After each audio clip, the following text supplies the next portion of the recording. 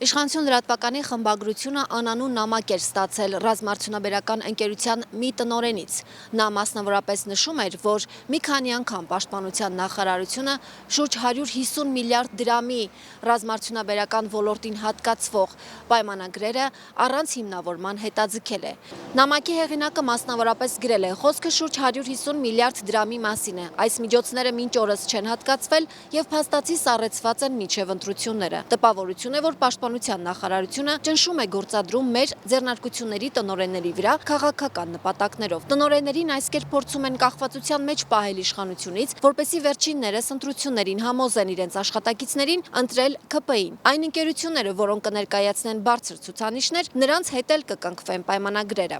Ի պատասխան ՊՆ-ից արձագանքել են մեր հրապարակմանը, սակայն ՊՆ-ն պարզաբանման մեջ չի անդրադառնում ամենակարևոր հարցադրումներին։ Երեք պաշտպանության նախարարությունը հանդես է եկել պաշտոնական հաղորդագրությամբ, որտեղ պարզաբանել է բարձրացված խնդիրները, որոնք իրականում չկան, մտածածին են, եւ կարող եմ ասել, որ ամեն ինչ կարգին է, աշխատանքները ընթանում են իրենց բնականon հունով։ Փետրվարի 27-ին անվտանգության խորհրդի նիստի ժամանակ ընդունվել են որոշումներ, որոնք ենթադրում են եւս մի քանի իրավական ակտերի ընդունում, այդ թվում նաեւ կառավարության որոշում, որից հետո պայմանագրերը կկնքվեն բոլոր նրանց հետ, ովքեր պատրաստ կլինեն։ Խոսքը վերաբերում է 150 միլիարդ դրամին, ավելի քան, որը ամբողջությամբ վերաբերում է միայն տեղական արտադրությանը։ Սա այլ գնումներին չի վերաբերում, պարոն Բակոյան։ ՊՆ-ն չի հերքել, որ եղել է փակ քննարկում եւ մի քանի անգամ առանց կոնկրետ պարզաբանումների հետաձգվել է ռազմարդյունաբերական ընկերությունների հետ կնքվելիք պայմանագրերը։ Թեմայի առնչությամբ զրուցելու ենք ռազմարդյունաբերական կոմիտեի նախկին նախագահ Ավետիք Քերոբյանի հետ։ Ինչ կարող էր տեղի ունենալ եւ արդյոք ընտրություններով եւ քաղաքական ենթատեքստով պայմանավորված է եղել այդ գործընթացի կասեցումը։ Այսօր մեր զրույցից մի քիչ առաջ բացի տեսնեմ, թե ինչքան է ռազմարդյունաբերության կոմիտեի կատարողականը, ավելի շուտ բարձր տեխնոլոգիական արդյունաբերության կատարողականը պաշտպանության գծով։ Կլոր 0։ Իսկ 2 ամիս անցել է, իրենք 0 ծախս են կատարել ռազմարդյունաբերության զարգացման գծով։ Էլ ինչի մասին կարելի է խոսել եւ եթե հաշվի առնենք, այս փաստերը դնենք, համադրենք, ակնհայտ է դառնում, որ նամակի հեղինակը առնվազն չի ստում, հա, իսկ փաստերն էլ ժամանակի հետ իդերև կան, կհասկանանք, որ այնտեղ ամեն ինչ չի որ լավ է։ Ընդհանրապես ասած, այս բյուջետային աճպարարությունները, իսկ ավելի ճիշտ խայդախությունները պաշտպանության նախարարությունում նոր չեն։ Եթե հիշենք, որ 2023-ից 25 թվականների համար հայտարարում էին, որ 171 միլիարդ դրամի պայմանագրեր են կնքել, վերլուծելով այդ պայմանագրերի ընթացքը եւ այն վճարված հարկերի թվերը, որ օրինակ բարձր տեխնոլոգիական արդյունաբերության նախարարը հայտնում էր, դրանք չեն համապատասխանում հենց իրականում իրացված 171 միլիարդին, այսինքն ակնհայտ էր այդ թվերի վերլուծությունից, որ իրական պայմանագրերի իրացված ծավալը ավելի փոքր է։ Ինչ վերաբերում է այս պայմանագրերը ուշ կնքելուն, դա նույնպես նոր բան չէ։ Ամեն տարի եւ ժամանակին, երբ որ ես աշխատում եմ պաշտպանության նախարարությունում, պայմանագրերը կնքվում են լավագույն դեպքում մարտ-ապրիլ ամիսներին, իսկ երբեմն ինչպես օրինակ 2018 թվականին շատ ավելի ուշ, հաշվի առնելով հայտնի դեպքերը, բայց հետո պարզ դարձավ, որ օրինակ 2018-ի հունիսին նորանշանակ պաշտպանության նախարարը իր ընկեր գործարարներից մեկին պաշտպանության նախարարության բյուջետային միջոցներից $3 միլիոն անտոկոս վարկ էր տվել, կամ փոխառություն, հա, ավելի ճիշտ է ասել։ Դավիթ Տոնյանը այդ քրեական գործը քննվում էր, այո, դրա հետ կապված, հա, եւ անհայտ էր, ասենք, օրինակ այն ժամանակ պաշտպանության նախարարությունը չէ, բանկա թե աշխարհը, հա, որ փոխառություն է տալիս, այն էլ անտոկոս։ Ինչ վերաբերում է 150 միլիարդին, որը անցյալ տարի հայտարարում էին, որ հիմա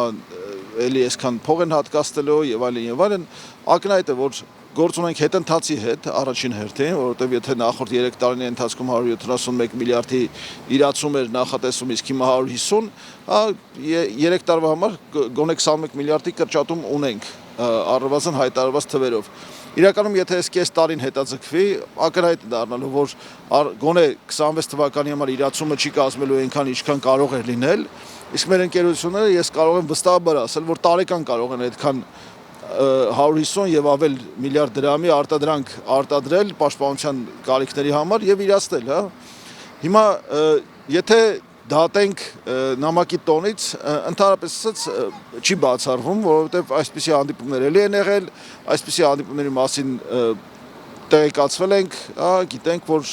Պաշտպանության նախարարությունը նման վարքագիծ առնվազն անցյալում դրսևորել է, իսկ հաշվի առնելով, թե ինչ բյուջետային խարդախություններ են դիմելու այս տարի, մանավանդ տեսեք, օրինակ Այսինքն ներողություն, դուք ենթադրում եք, որ կարող են իրենց նախընտրելի ընկերություններին տրամադրել այդ գումարները։ Չէ, այդ ընկերությունը ընդհանրապես կարող է չտրամադրեն այդ գումարները, հա, այսինքն կանխավճարներ, որ պետք է արտադրանքի համար վճարեին կամ պայմանագրերը կնքելիս պետք է ինչ-որ կանխավճարներ տրվեր, այդ կանխավճարները ուղղակի ուշացնելու են, հա, պայմանագրերը չեն կնքելու, մինչև ասենք ինչ-որ ժամանակ, հետո Հեղինակն ասում է, որ ընտրությունների թեժ փուլում են պայմանագրերը կնքելու եւ հիմնավորում է այսպես, որ ըստ նամակի հեղինակի տնօրենների վրա փորձում են այս կերպ ճնշում գործադրեն եւ սպասեն տեսնեն այդ տնօրենները քանի ձայն կարող են տանել ԿՊ-ի համար։ Իրականում այս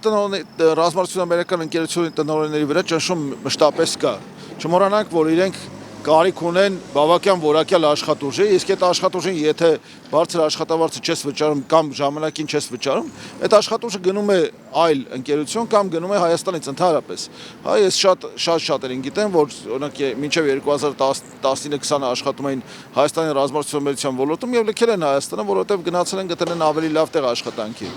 կամ ավելի լավ շուկաներ։ Մեր ընկերությունները իրականում կարիք ունեն հենց ռազմարտությունաբերական ընկերությունները, իրականում կարիք ունեն պետական հոգացության։ Սա այն ոլորտն է, որտեղ պետությունը մենաշնորհ գնորդ է, շատ քիչ ընկերություններ կան, որոնք քաղաքացիական արտադրանք են թողարկում իթիվս իրենց ռազմական արտադրանքի եւ չպետք է թողարկեն նաեւ քաղաքացիական արտադրանք, հաշվի առնելով, թե մեր պաշարները ինչքանով են համալրված կամ թեր համալրված, հաշվի առնելով, թե մենք ինչքան չբավարարված ռազմական կարիք ունենք եւ այլն եւ այլն։ Միջայլոց ասեմ, որ Պաշտպանության նախարարությունը այս վերջերս սկսել է շատ հաճախ բռնվել ստի վրա։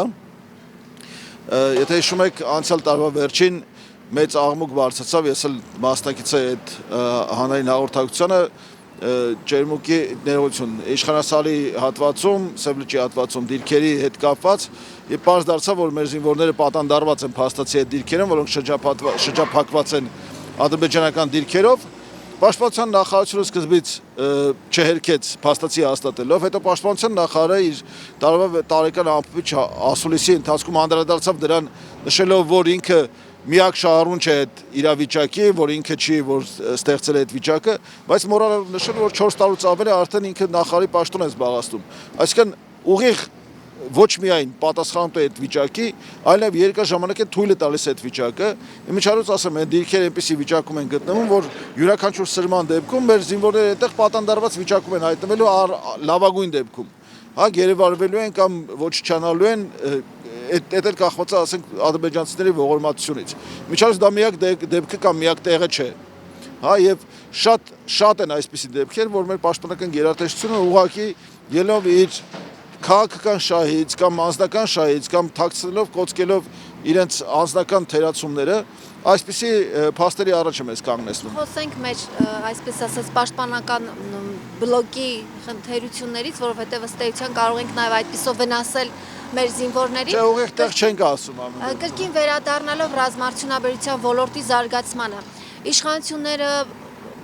պարզապես լոբինգ չեն անում, քարոզչություն չեն անում, այլ ցույց են տալիս, որ իրենք շատ գումար են ծախսում ոլորտի զարգացման համար։ Դե այդ գումարը չեն ծախսում։ Հիմա պարզ հարց, այդ գումարները ծախսվում են թե ոչ, եւ որ ասում են ոլորտը զարգանում է։ Ինչն է զարգացել։ Մենք սեփական արտադրանք ունենք, թե չունենք։ Եվ մեկ այլ հարց, երբ պայմանագրերը ուշանում են, դա ինչպես է ազդում ոլորտի աշխատակիցների համար, օրինակ պայմանական ինչ-որ մի ընկերություն պետք է այդ պայմանագրի կնքվեր այդ ընկերության հետ, այդ ընկերության աշխատակիցները աշխատավարձ ստանում են, թե չեն ստանում, որովհետև սա շատ սպეციფიկ ոլորտ է եւ օրինակ մենք չենք կարող չէ արտադրել հատուկ տեխնիկա եւ դա վաճառել օրինակ Ռուսաստանի Դաշնությանը, դա կարելի է թույլ տալիս է իշխանությունը։ Ընդհանրապես այդ ռազմական տեխնիկայի արտադրությունը, հասպարարության արտադրությունը ինքը զգայուն ոլորտ է, այն իմաստով, որ այստեղ շուկան շատ մրցակցային է առաջին հերթին, հա, եւ մեր ընկերությունները դեռևս չեն դարձել են խաղացողներ այդ շուկայում, որ կարողանան ունենալ հստակ ձևավորված, կազմավորված, կայուն արտահանման շուկաներ։ Եթե ինչ-որ բան արտահանվում է, ապա արտահանվում է ընդհանրապես ասած միայն այդ ընկերությունների անձնական կապերի կամ ինչ-որ ձևավորված գործնական նախկինում ձևավորված գործնական կապերի շնորհիվ եւ դրանք շատ հատվածական են։ Ինչ վերաբերում է ընկերությունների պահպանմանը, իհարկե այս պայմանագրերի ուշքնքումը ազդելու է դրա վրա, որովհետեւ բարձր է, որ եթե չկա իրացում, չկա նաեւ եկամուտ, եւ ընկերությունները պետք է այլ միջոցներ գտնեն աշխատակիցներին վճարելու կամ ընկերությունները պահպանելու համար։ Իսկ դա չի կարող չազդել արտադրանքի ինքնարժեքի վրա։ Ինչ վերաբերում է, ասենք, նույն այդ քարոզչությանը, որ տեսեք շատ փող ենք ծախսում եւ այլն, հա, բտանախարը այս տարի նշեց, որ այս տարվա սկզբին, հա, նշեց, որ նախորդ տարվա 2024-ի համեմատ 2 անգամ ավել ֆինանսավորել են հատուկ նշանակության գիտահետազոտական փորձակոնստրուկտորական աշխատանքները, մոռանալով նշել, որ բյուջետավորվածից կրկնակի պակաս են իրականում ֆինանսավորել։ Այսինքն շատ վատ 2024 են ունեցել, մոտավորապես 1.2 միլիարդ դրամ է եղել ֆինանսավորումը այդ սպառազինության նոր նմուշների մշակման, հա, 2.4 եղել է 2025-ին, բայց միևնույն է պլանավորված 5.7-ից շատ ավելի քիչ է։ Այսինքն 40% կատարողական ունեն, բայց գլուխ են գովում, որ նախորդ տարվանից 2 անգամ ավել։ Այստեղ հստակ գործ ունենք փաստերի մանիպուլյացիայի, հստակ գործ ունենք քարոզչության, բայց շատ փնթի քարոզչության հետ։ Եվ ակնհայտ է, որ այս ամեն ինչը արվում է իրականում նախընտրական տրամաբանությամբ, բայց չպետք է մոռանանք, որ Թուրքը մեր սահմաններին կանգնած է եւ չի սպասելու մեր ընտրությունները ինչ ընթացք ունենան։ Փաստացի այսօր հանձնված ենք ողորմածությանը ադրբեջանցիների եւ թուրքերի, իսկ այսօր ինչ է կատարում իշխանությունը, գնում է Վրաստան եւ նվագակցում է իր վրացի գործընկերներին, մինչդեռ հարևան Իրանում պատերազմ է, հա, լայնամասշտաբ պատերազմ է, մեծամասշտաբ մեծաքանակ զոհեր, անմեղ երեխաներ, հա, զոհված, այսօր էլ թաղում է այդ երեխեքի, իսկ գնացել են նվագում են Վրաստանում։ Պղծություն է այս մեր ժամանակների եւ մեր իրավիճակների նկատմամբ։